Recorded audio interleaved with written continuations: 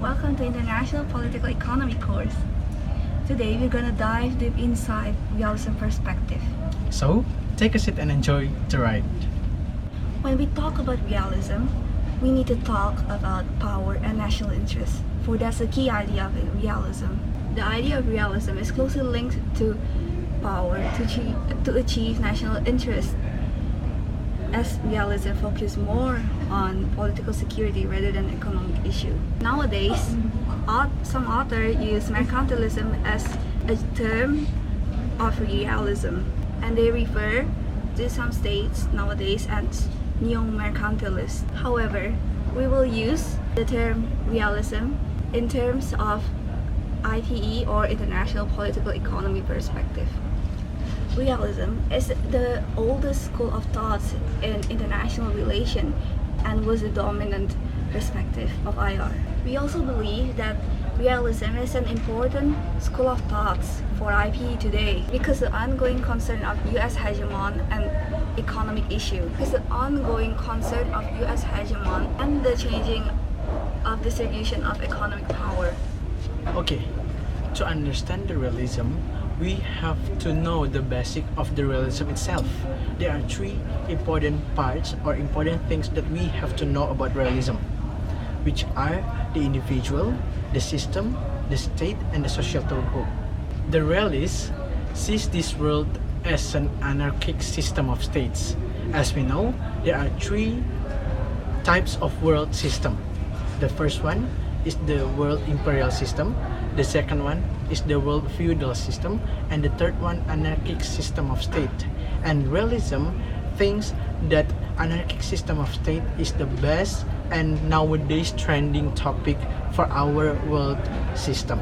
Anarchic system of state means there is no government above them. It means the state is the main actor of international relations, in this case the anarchic system of states, because each state has their own national interests, and to pursue the national interest they will do many things. Realist gives priority to the states to develop and achieve their national interests, because the realist gives priority to the security, power, and conflict to the state.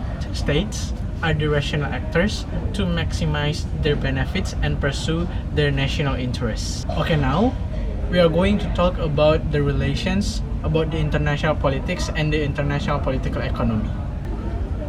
In realism perspective, they believe the state must have the power and build up the connection to have the power.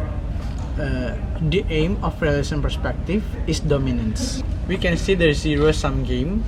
One state wins and the other loses. And there is a term, security dilemma. Security dilemma leads the states to achieve the relative gains, the gains that a state achieves in relation to the gains of another states. Even if two states are gaining in absolutely wealth, it is the effect of these gains. And there are international organizations. Realism perspective believes that the international organizations is the arena of fighting of power and relationship in order to achieve the power.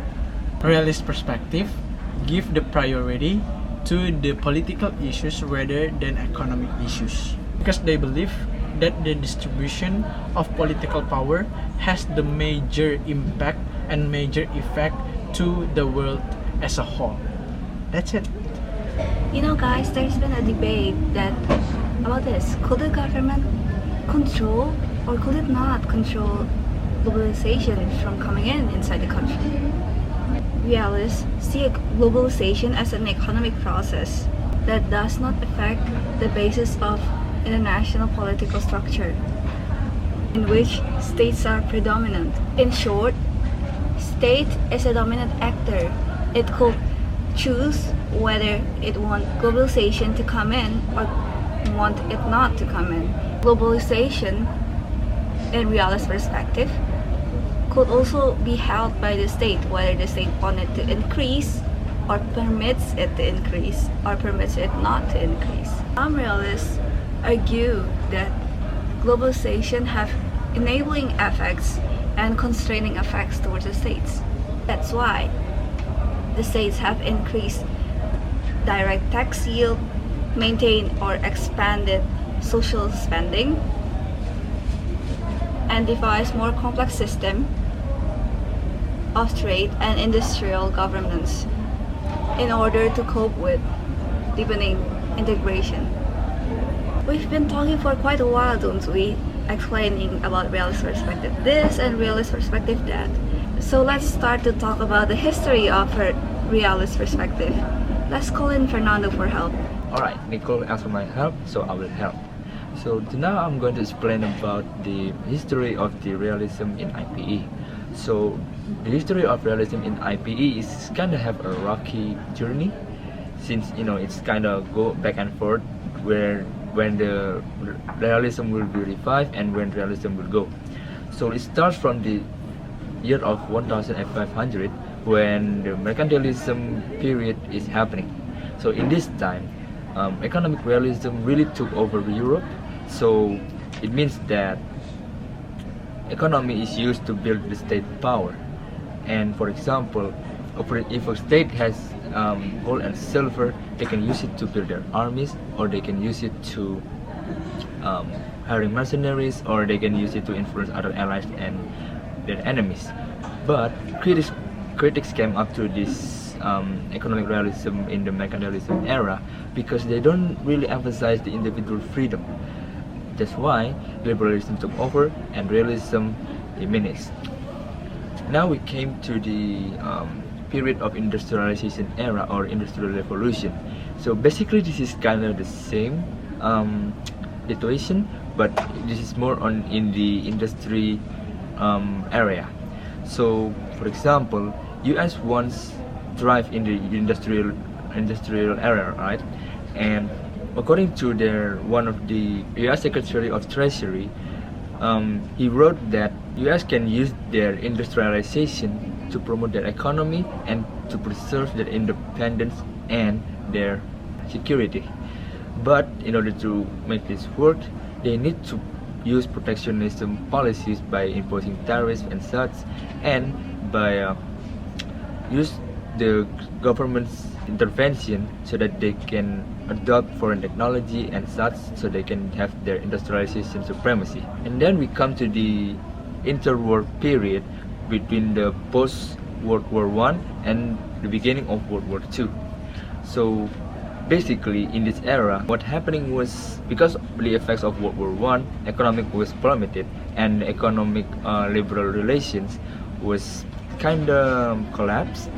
So economic nationalism come up so that the states can pursue their own interests, and so that states can thrive in the economy.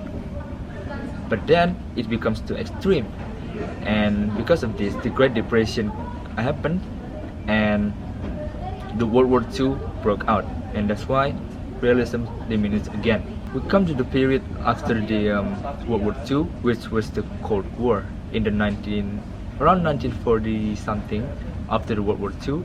And in this era, realists tend to focus on the politics side of realism, and they completely ignore the economic issues, because in that time the Soviet bloc didn't join the economic institutions, and they operate just fine without the Soviet bloc countries.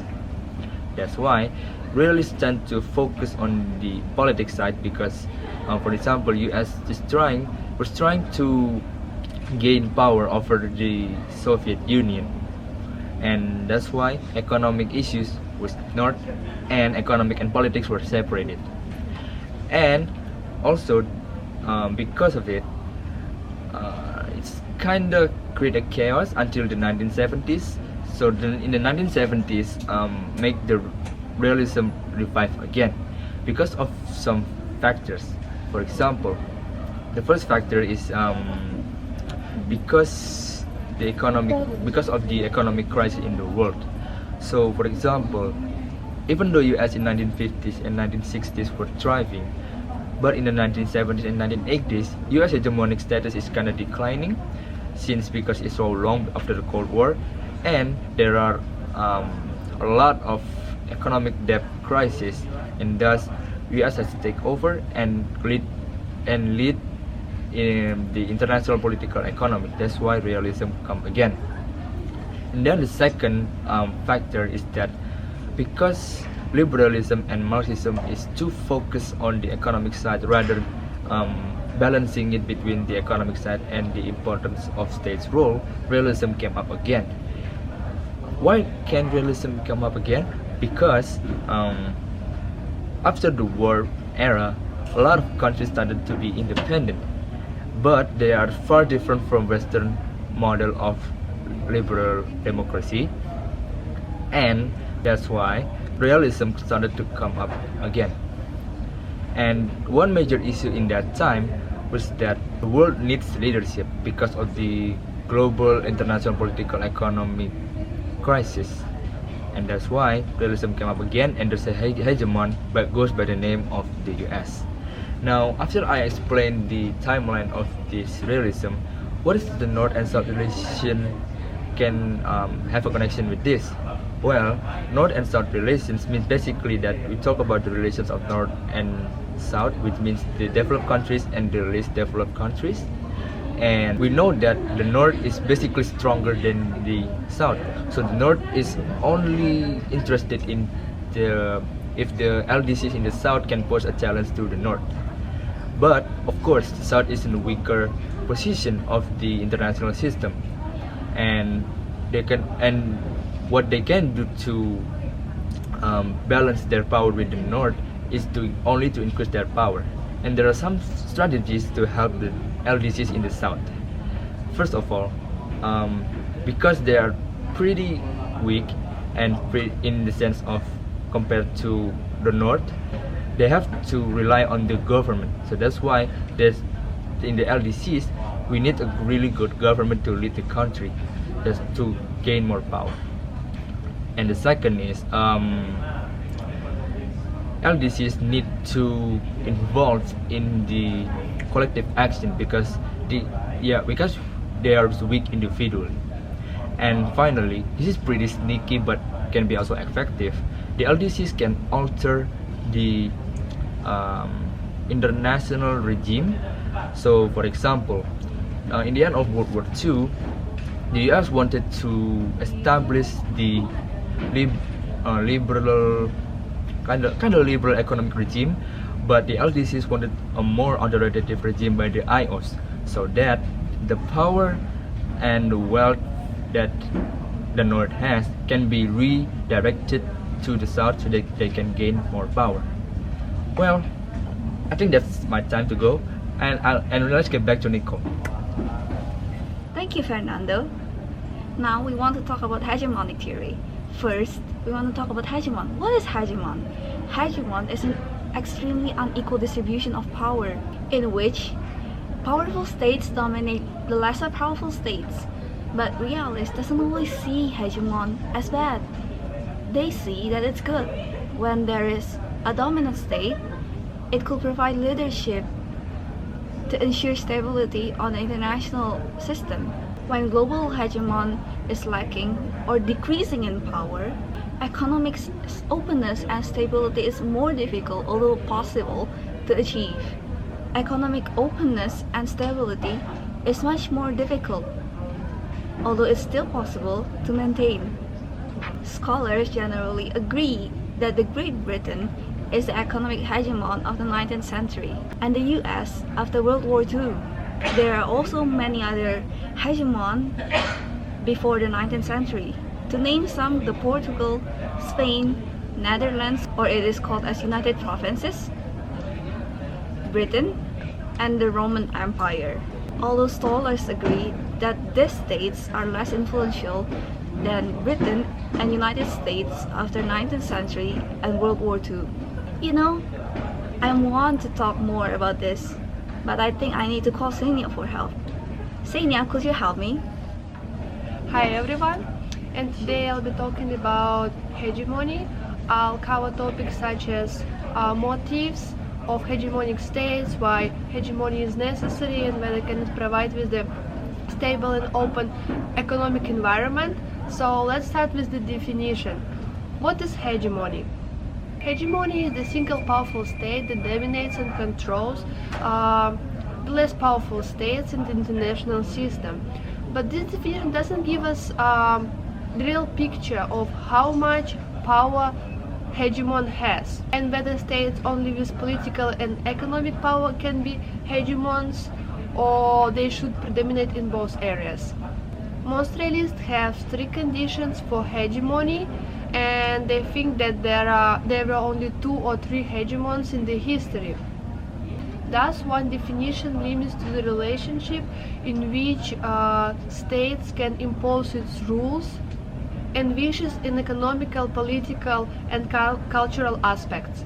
Realists define hegemony in state-centric terms.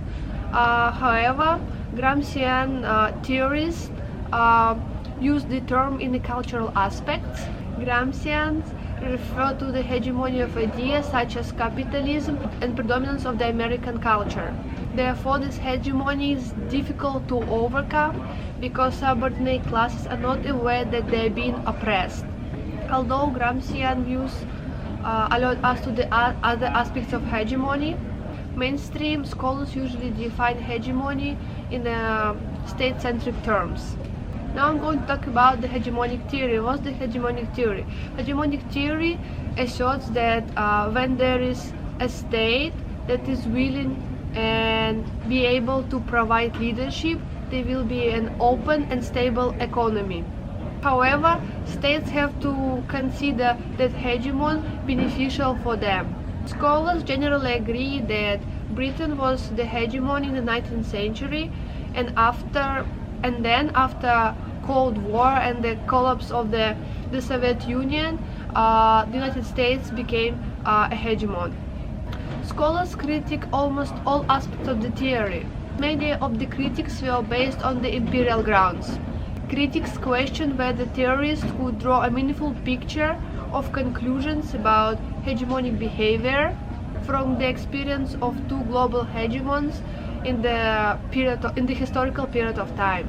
And theorists also didn't have consistent measures and definitions, with different authors focusing on military, political, and economic aspects. Therefore, there was no consensus on when British hegemony declined, and on whether and by how much hegemony was declining. As a result of these critiques, US theorists became less interested in hegemonic theory. Scholars have continued to debate whether US hegemony has declined due to the global financial crisis 2018, because of China is trying to take over trade market, and because of the US debt. So now I'm going to talk about the strategies and motives of the hegemonic states. Hegemonic stability theories have different views and perspectives regarding this issue. So let's start one by one. It portrays that hegemon states spread social benefits rather than self-interest and using rewards rather than threats. So it focuses on relative gains. Second one would be mixed model portraits. Hegemon is seeking both personal and general benefits and is relying on both threats and rewards to achieve its goals, and it focuses on absolute and relative gains. The third one would be hegemon pursues only its own interest and uses force towards other states. Fourth, realist portrays hegemony as someone who is pursuing its national interest rather than public goods. Fifth, realists portray hegemon as coercive, threatening, and trying to cut off trade and investments. However, many realists are convinced that hegemon has its advantages and disadvantages, and it's up to you which perspective you choose. Is hegemony necessary and sufficient to produce and open and stable economy. So let me explain you this. Hegemonic stability theorists believe that international system is more likely to be open and stable when there is a hegemon that is able and willing to provide the leadership. Hegemon promotes openness and stability by helping to create liberal international regimes. The regime concept refers to the fact, degree of the governments above the state, in the absence of centralized world government. WTO members abide certain rules, regulations and laws. Hegemonic stability theorists made certain assertions about the impact of Britain and US hegemony on the world politics and on the international system generally. British hegemony was a major force behind trade liberalization in the 19th century. British hegemonic declined in 1875 and therefore it led to protectionism. It means that countries adopted some protectionist measure.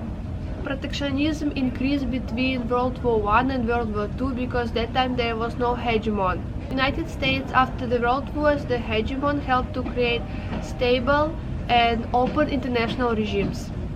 And now I'm going to talk about the status of the US as the hegemony. So there are two types of theorists, declinist and renewalist. So let's start with declinist. Declinists are those who see hegemony as unstable and they think that it will fail eventually, and they also think that free riders will gain more from openness and stability rather than hegemons. So a question is arising whether US will be able to preserve its hegemony position in the future or it will fail.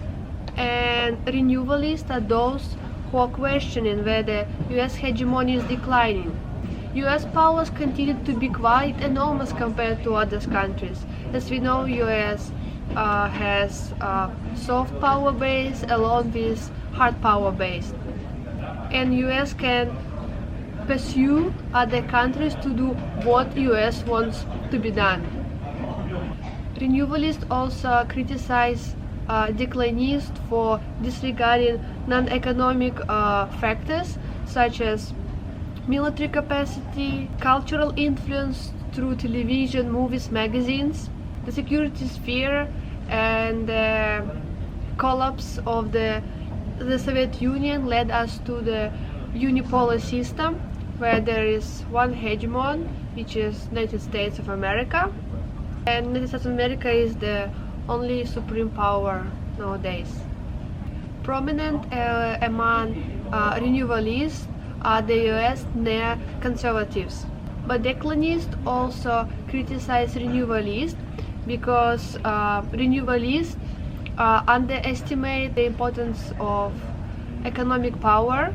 Declinists sometimes overlook political security issues. It is also important to consider that hard and soft power in the sourcing of views of both declinists and renewalists. Okay, and now the floor will be given to Nicole, and she'll give some criticism regarding realism. Thanks, Kseniia. There are some spicy comments and critics about realism perspective. Yes, like it's simplifying assumptions that leads many theories that enable us to have parsimonies, international theory that rely on small number of concepts and variables. Sometimes it makes reasoning for broad international issues seems rigid and stale. However, because of its simplicity, it's easier for us to understand realism perspective. It's easier to give a statement, a core statement of what it is. Liberalist critics on realists that they assert too much on political issues and neglect economic issues. They emphasize that this is one of realist error as neglecting economy and overemphasizing politics. The clear example is US after post-war, or we could say after World War II. US strictly abandoned economic issue and concern themselves more towards security issue, as we know that after World War II we have Cold War and there is a race of arms. Liberal scholars argue that this caused a Great Depression. Realists tend to downgrade economic issue that is not related to realist concern of power, security, and relative gains. Like realist is not particularly interested in the effects of IPE on the poorest LDCs. They emphasize more on relative gains because their main concern is state survival and security in an anarchic self-help system. They tend to think of a statement like only you could fit yourself, and realists believe in a zero-sum game, which is critiqued heavily by the liberalists who believe in a non-zero-sum game. Instead of it, realists comment on namely other perspectives, namely liberalist and historical materialist, as being too economist and overestimate the importance of economy. Realist is also highly skeptical. The national institution, they think of states as you and your siblings, always quarreling and wanting to get more. You're always jealous of and suspicious of other states having more than you. So they obviously won't give some of their authority and sovereignty to international organizations who is not possibly gonna make them win more. They are suspicious that external control gains fair and square because, like what I say, they believe in zero-sum game. This is why realist perspective have limited scope in the international political economy. We know that organizations such as IMF, World Bank, World Trade Organization, European Union, and NAFTA have different says toward this matter. That's the end of our video. Thank you for watching. Bye bye. Bye bye.